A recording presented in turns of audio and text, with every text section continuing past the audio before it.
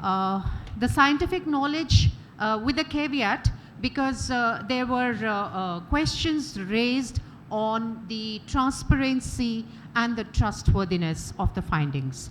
So if the findings are there, then the dissemination of information becomes very, very important. And I think that was not only in the small group discussions, but throughout the conference, the message, the messenger, and communication stood out as the key word for me.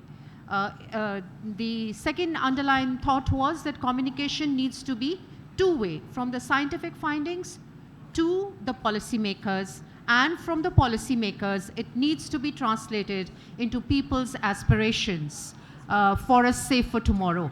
So in this, the medium is the message and the messenger is the communicator.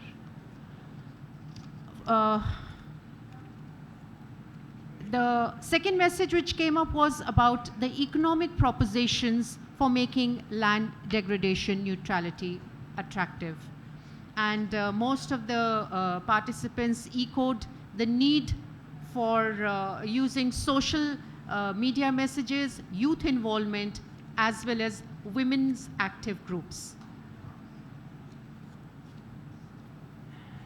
One of the questions was whether land degradation neutrality can be achieved by 2050. Here, the role of the non-state actors, including academia, scientists, communicators, as well as communities at the grassroots levels, was it was felt that those are very, very important to achieve this goal.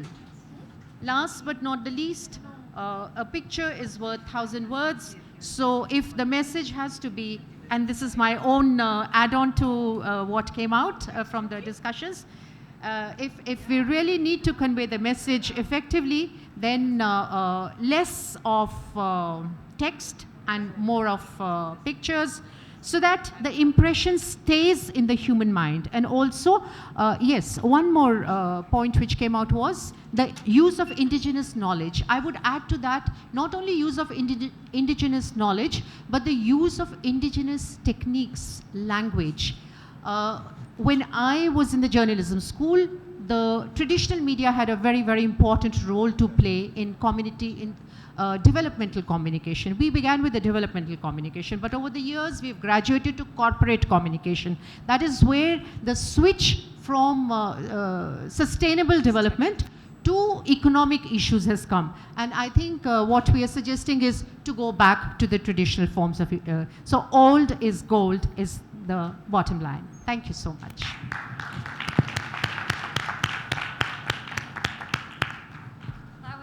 Thank you. Can I just invite Mariam to the stage just to close the day, because I think we've done extremely well, I have to say, in terms of keeping to time. It's 5:02, so I think we can all be very pleased with ourselves about the timekeeping. So although it was a bit ad hoc at points, I think Mariam's going to be quick as well with her thanks.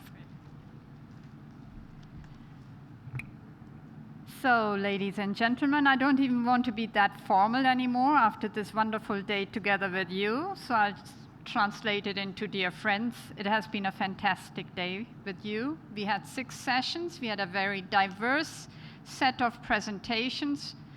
And I would say that I at least learned a lot. And I hope that this session, this Science Day, was extremely useful for you as well. We plan to collect all the presentations, and we will talk with the UNCCD Secretariat that the presentations shown today will be available in PDF version online. So we will make it available hopefully as soon as possible.